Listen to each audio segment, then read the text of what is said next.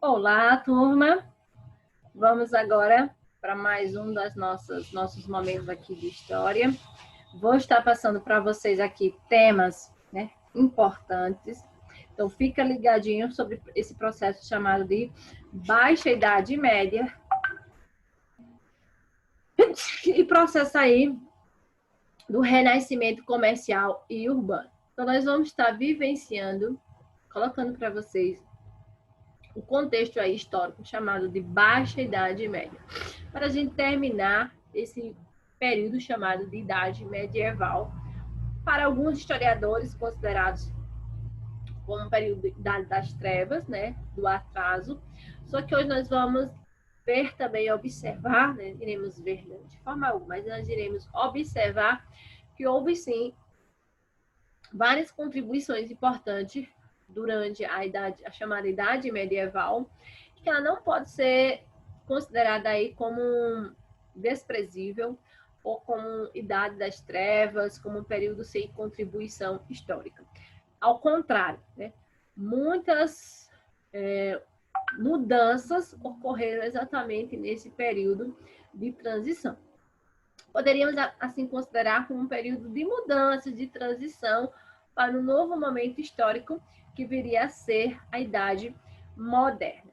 Mas é importante que você esteja acompanhando, porque você vai estar relacionando a outros contextos e também a conteúdos de filosofia que você já pode estar tendo uma base, está servindo aí de suporte para a compreensão filosófica também desse mundo medieval, né? Que mudanças de pensamento, de educação que se tinha, que ocorria lá no período medieval e que vai dar processo aí na chamada Idade Moderna, com o contexto chamado de Renascimento.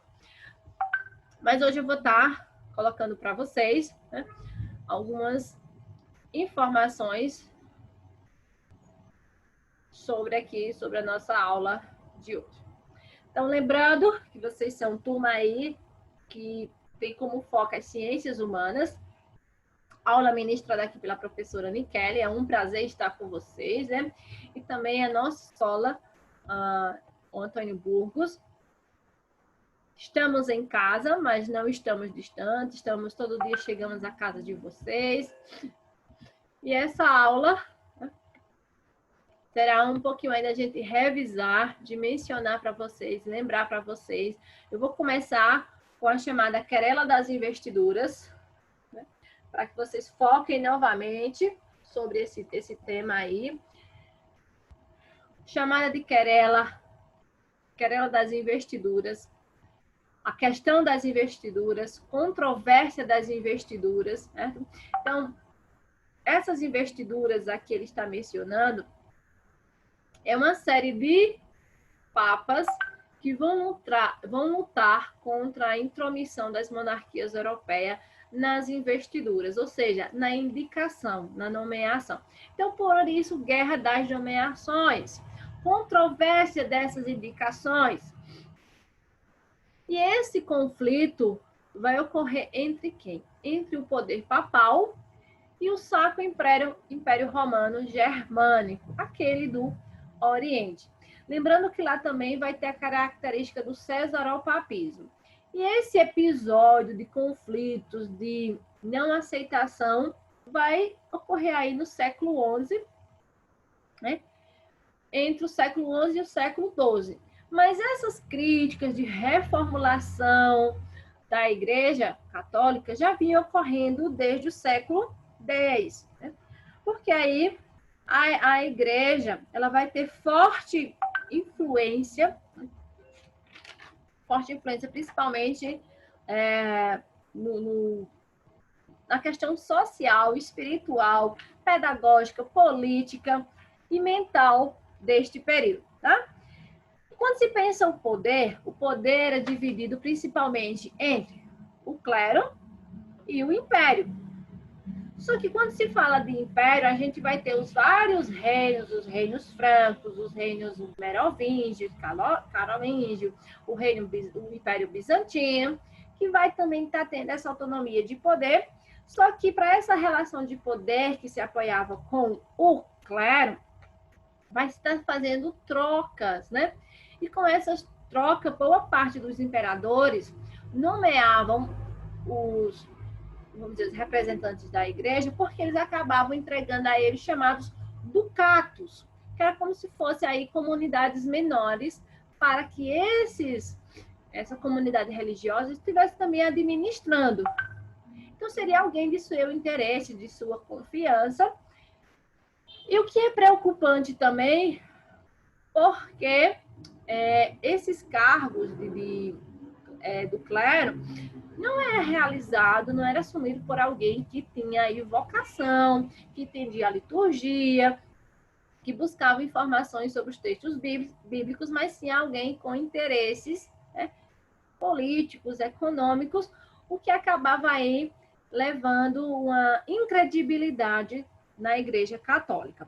Mas, mesmo assim, né, ocorria essas chamadas trocas de poder, que vai ser uma crítica ferrenha lá no século X até o século XI, chamada de simonia, que é essa troca, vender, comprar terrenos, enfim, tá? Realizados pela igreja. E o objetivo do poder do Papa era poder nomear bispos. Quem deve nomear é o Papa, que é o representante de Deus aqui na Terra, e não o monarca. Você tem poder aí sobre o império, poder político.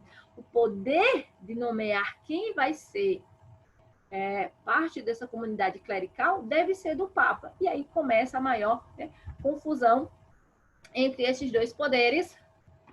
Temos aí o representante que vai comprar essa briga, vai ser o Gregório VII, contra Henrique IV do Império Germânico.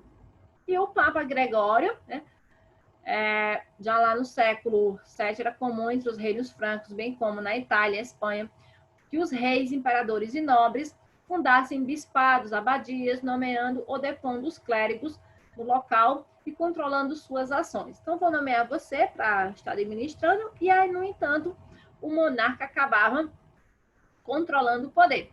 As investiduras, né, feitas pelos nobres, visavam interesses pessoais e do reino, provocando corrupção entre membros do clero. Então, a principal crítica aí de Gregório é a chamada corrupção, que no termo da Idade Média vai ser chamada de simonia. E esse imperador podia interferir fortemente sobre as nomeações dos bispos. Ah, então eu vou nomear, eu não quero fulano agora porque ele atende aos meus interesses. E lembrar também a chamada do cesaropapismo, que esse era o poder que dava ao imperador de tanto assumir o poder político como também o poder religioso, tá? E com essa ação, lá no o Leão IX tornou-se Papa em meio a uma nova conjuntura política. Um dos traços mais notáveis do seu pontificado foi a realização de constantes viagens para as principais cidades da Europa, lidando com os problemas morais da igreja, nomeadamente. Ou seja, essa questão de nomear quem não devia ao cargo.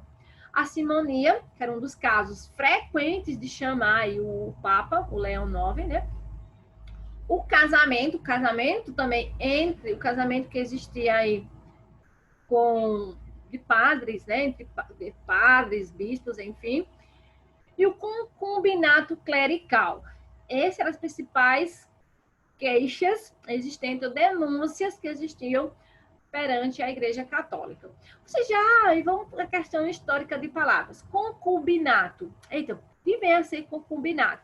Concubinato vem de concubina. Concubina lembra amante. Então, quer dizer que eram amantes que ele tinha. A palavra concubinato se refere àqueles que têm uma relação, mas não tem um casamento religioso, um casamento formal. Então, eles foram chamados de concubinato. Isso é um concubinato, um casamento não oficial.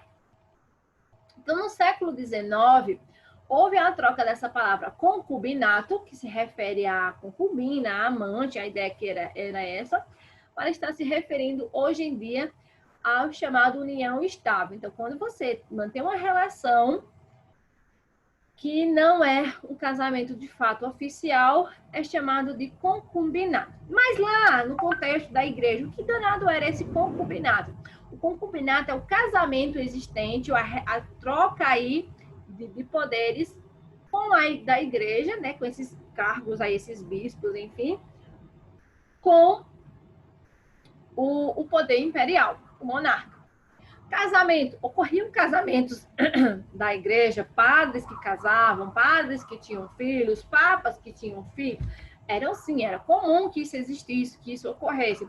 Só que aí vai ter a formação, o Gregório, né?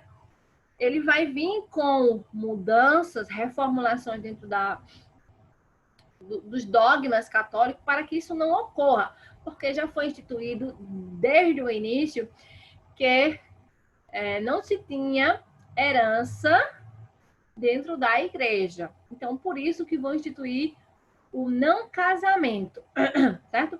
Porque se você ainda viesse a ter o casamento, os seus filhos, sua esposa, não iria ter nenhum benefício. Lembrando que a igreja era maior, tinha o maior poder aí político nesse período, até hoje ela tem um certo poder, tá? Um certo poder econômico, mas a proibição aí do casamento tem a ver com esse contexto aí de não deixar herança, de não ter que dividir as posses para os filhos desses pais. Depois que houve várias mudanças, de fato foi proibido, né? Hoje nós falamos do celibato, da vocação ao celibato. Então, você casa-se com a igreja, o padre casa com a igreja, né? Entre outros cargos aí, para que ele não venha a casar, construir uma família. E vai ser amplamente conhecida como fervoroso defensor das reformas eclesiásticas e da divulgação das ideias da Ordem de Cluny. Ou seja, lá, né, a Abadia de Cluny, que surgiu em 910, século X já, começaram essas críticas de reformulação, e você só deve entrar para o clérigo se você tiver vocação. E com a Abadia de Cluny vai dar força para que outros movimentos, a questão aí de várias ordens religiosas, venham a surgir pós o século X. Nós vamos ter a ordem beneditina, pensando aí principalmente na Abadia de Cluny, os cartuchinhos, os cisterienses, os franciscanos, os dominicanos, várias ordens que vão surgir, principalmente ordens regulares, aquelas de confinamento, que realmente você vai ficar confinado porque você tem vocação. E o que vem a ocorrer, né? Depois de tudo isso, da querela das investiduras, né? A queixa, a lamentação, a investidura sobre a questão da posse, lá no ano de 1073, Hildebrando foi eleito Papa com o nome de Gregório VII. Então, é esse Gregório aí que vai estar fazendo essas queixas. Ele vai proibir a venda de cargos eclesiásticos, ele vai também proibir o casamento de padres, vai determinar que o celibato é obrigatório. Se você dedica-se ao celibato, então você vai estar abrindo mão aí de casamento. Expulsou da igreja quem havia comprado cargos, então saia que outro aquele que de fato tem vocação irá assumir. É a excomunhão. E os que tinham se separado das esposas. Proíbe os fiéis de assistirem missas ministradas por padres casados. Então, ó, quem é casado, quem se diz padre está casado, não vai mais fazer isso. Ele vai fazer uma reformulação, uma mudança aí dentro da Igreja Católica, o que acaba não agradando aí ao monarca. Dentro desse contexto, o Henrique VII, ele pensa em tirar o Gregório de circulação de poder, só que o Gregório decide excomungar o Henrique VII. E a excomunhão é expulsar você das atividades da igreja. Por que, professores, eles ficam tão preocupados porque diz que era só excomungar eles das atividades da igreja? Só por isso.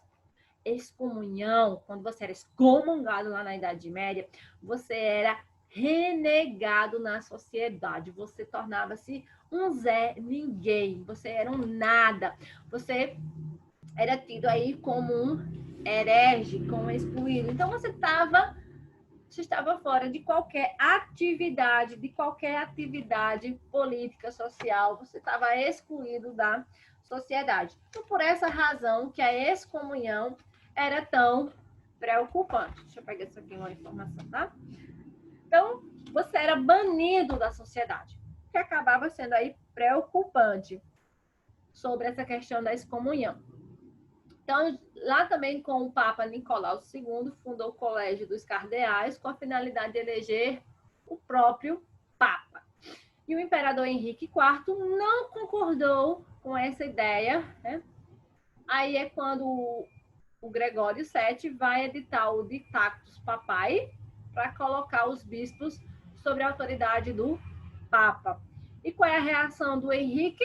Tirar o Gregório VII do poder e colocar o Clemente III, que vai ser uma afronte ao Papa, só que outros que não concordavam com essa autoridade do monarca vão apoiar a igreja e vai ficar nessa disputa de poderes entre o clero e o imperador, até que chega-se ao fim do ano de vamos dizer que fim, vamos ter um período aí de normalidade, só com o Papa Calixto II, no ano de 1122, que chega ao fim a querela das investiduras. O imperador Henrique V já, e o Papa assinam um tratado pondo fim às disputas quanto ao poder.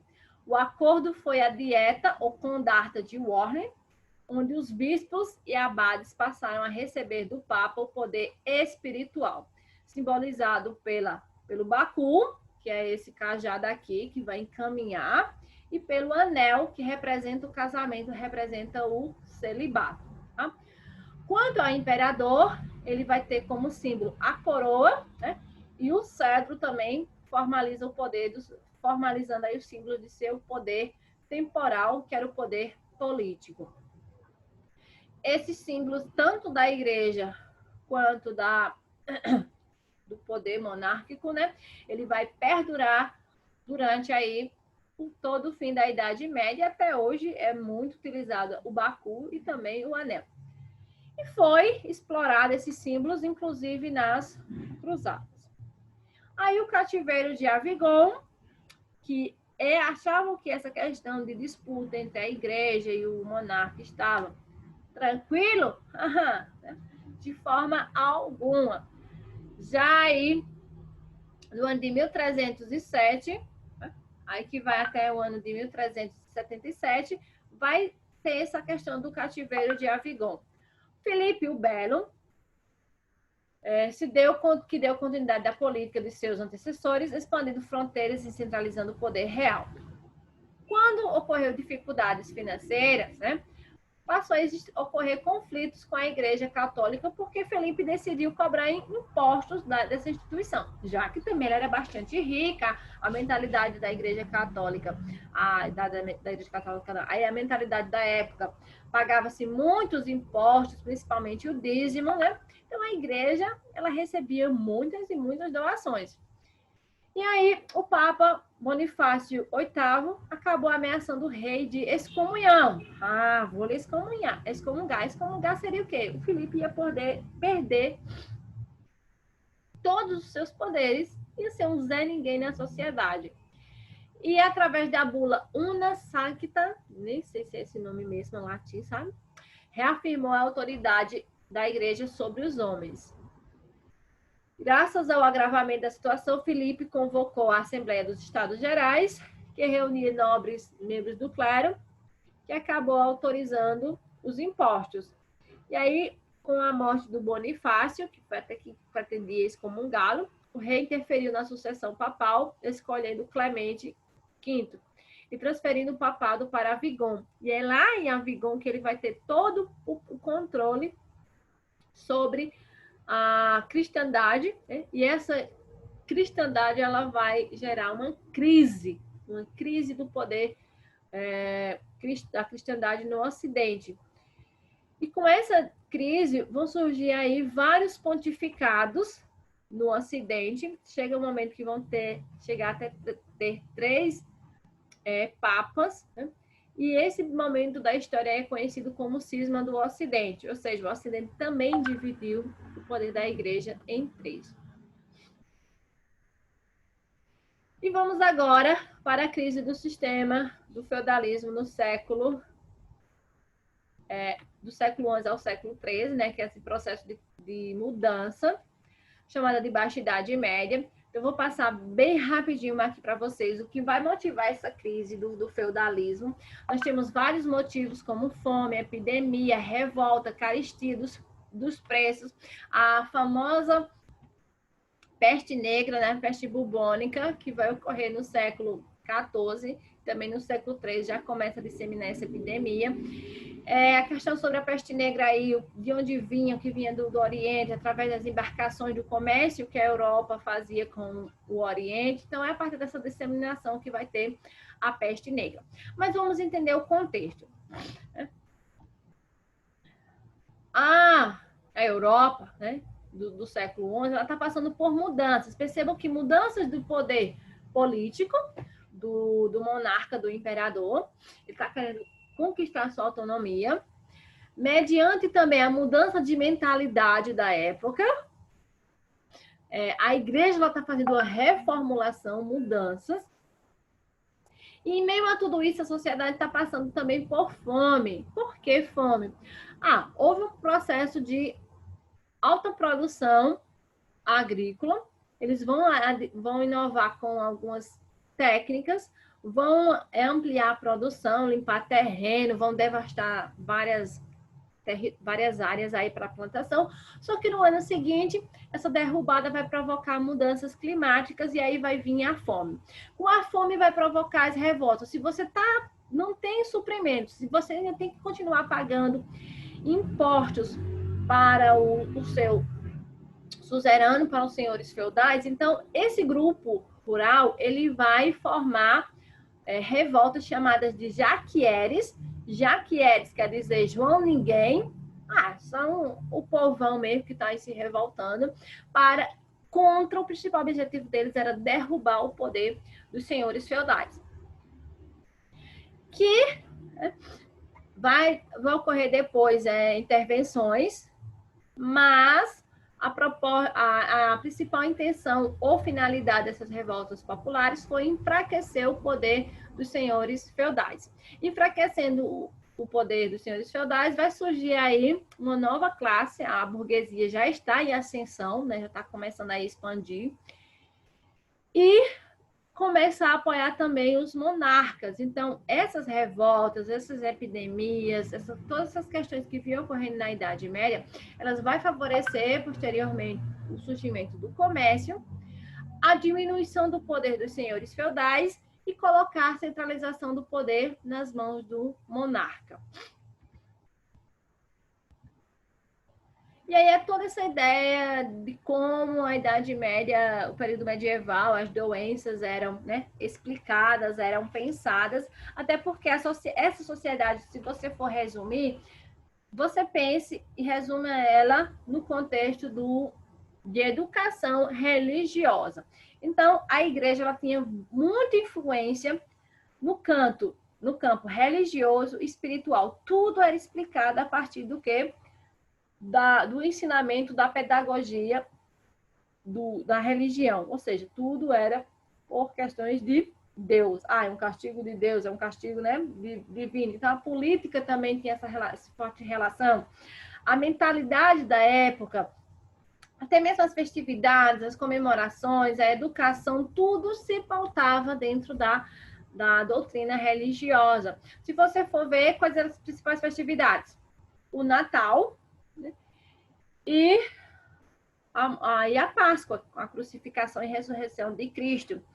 A pedagogia e a educação se passava também nos mosteiros, formados aí por monges que iam estar educando. As igrejas eram representadas com figuras, né, que davam ideia de informação de todos os martírios, de todas as questões que deveriam ter um bom cristão nessa sociedade analfabeta. Então, por isso que as igrejas eram cheias de imagens, já que você não sabe ler, mas que você entende aquelas imagens, elas te chamavam a atenção ali para que você não fosse castigado, que você não fosse martirizado. Ou, caso contrário, ela também colocava na sociedade da época que você se autoflagelasse, você punisse dos seus maus comportamentos, fazer peregrinação à Terra Santa ou aos lugares de romaria, né? A palavra romaria vem de Roma, de fazer essa peregrinação, essa romaria a lugares tidos como sagrados. Então, essa vai ser a mentalidade da época quando se viram diante da peste negra, matando aí milhões de pessoas sem saber, de fato, o que era, o porquê era. Então, desde pecadores a membros da igreja, a pessoas ricas, essa doença devastou praticamente a Europa, né? Fala-se aí de um terço da população da Europa. Não devastou mais outros continentes, porque não se tinha ainda conhecimento da América e nem totalmente da África, mas ela devastou com ferrenha ação aí boa parte da Europa. E a peste negra ela vai modificar todo o contexto também do mundo, né, medieval. E aí nós vamos entrar com o quê? Com as cruzadas, né? As cruzadas é uma implantação da Igreja Católica. No século XI vão começar essas peregrinações de retomada da Terra Santa, o Santo Sepulcro. E as cruzadas, elas vão ter duas finalidades, né? Empreendimento, várias finalidades, na verdade. Elas vão ter a ideia aí de conquista do território e ampliação da religiosidade cristã.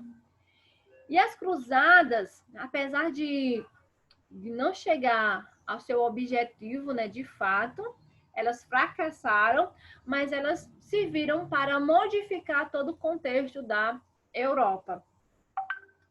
O mundo medieval sofreu fortes influências a partir das cruzadas. Por quê? Com as cruzadas houve um aumento da expansão comercial. As cruzadas tivemos a influência de cultura do mundo ocidental com o mundo oriental. Com as cruzadas houve uma ampliação das feiras, né? E isso vai gerar principalmente o comércio. O comércio vai levar a ascensão de novas cidades, de burgos, que vai também fazer crescer a burguesia. A burguesia era aquele que via o comércio. E a mentalidade também religiosa vai mudar com essa questão aí dos burgos, porque a igreja condenava o lucro, a igreja condenava a usura, né? Condenava aí a cobrança de juros. Então, essas práticas que impediam o comércio, que impediam o enriquecimento, eram condenados pela Igreja Católica. Só que com essa burguesia, também essa mentalidade vai mudando, alguns padres, e papas vão concordar com esse enriquecimento, que ele também passa a ver essa riqueza de forma, né, diferente, desde que você não aproveite. Então, se você enriquecer por suas ações, tá válido. O que você não pode é tomar proveito, tá? Então, essa mentalidade vai favorecer aí o surgimento do pré-capitalismo, do comércio, né? O que vamos chamar aí de metalismo, né? Do mercantilismo. E dentro da educação, né? da estrutura, dos estilos artísticos, arquitetônicos, nós vamos diferenciar o romântico, que vai pegar característica da cultura greca-romana, principalmente eles vão utilizar as abóbadas. Quando eles utilizam as abóbadas, as igrejas, se vocês analisarem nesses períodos, elas são templos colossais, grandiosos. Por quê? Tanto no estilo romântico como o gótico, ele queria representar o quê? Que a igreja é a maior instituição grandiosa perante aos homens. E na romântica, né? O estilo romântico, que pega lá a característica do grego, né? E do romano, vão ter abóbadas mais arredondadas, só que a igreja ela tem estruturas sólidas, né? Paredes grandiosas para suportar. E ela passa a ideia de segurança, de solidez, de fortificação. Vão ter também aí vários murais, várias pinturas para fazer esse processo de educação. Já na gótica, ela vai mudar seu estilo. O que quer dizer gótico? Bárbaro. Tá? Então, a palavra gótico vem se referir a bárbaro. Por essa característica do Império Bizantino com o Reino Oriental, é que eles vão incorporar traços dessa cultura dentro do estilo gótico. E ela vai ser mais longínqua, tirando mais as abóbadas. Por ser mais longínqua, que dava um nivelamento, a ideia do nivelamento com o céu, de espiritualidade, também vai ser grandiosa para mostrar que a igreja, a instituição religiosa, era maior perante os homens. Ela vai também transmitir as mesmas ideias de segurança, de espiritualidade. Ela vai utilizar principalmente aí vitrais, né, para que a luz possa entrar, vai utilizar principalmente mais janelas para que essa luz penetre dentro do espaço religioso e isso traga um ambiente de espiritualidade, de proteção, de calmaria.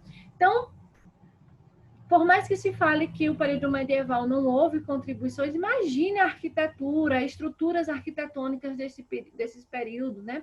Quanta informação aí teve nessa ideia aí dessas artes, né? Tanto a romântica quanto a gótica. A gótica ela já está representando aí para vocês uma transição do fim aí da Idade Média para a Idade Moderna. Então, os vitrais eram recorrentes, como também pinturas nas paredes, né, os chamados mosaicos ou no teto, para educar, para alfabetizar, para informar essa sociedade construída e formada por analfabetos.